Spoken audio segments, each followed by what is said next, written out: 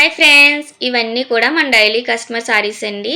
చెప్పాను కదా వీళ్ళెప్పుడు మన దగ్గర స్టిచ్ చేపించుకుంటారని, ప్రిన్సెస్ కటింగ్ కుట్టించుకుంటారు. అయితే ఇదొచ్చి నార్మల్ బ్లౌజ్ పీస్ అండి. ఇవైతే సారీలోనివి.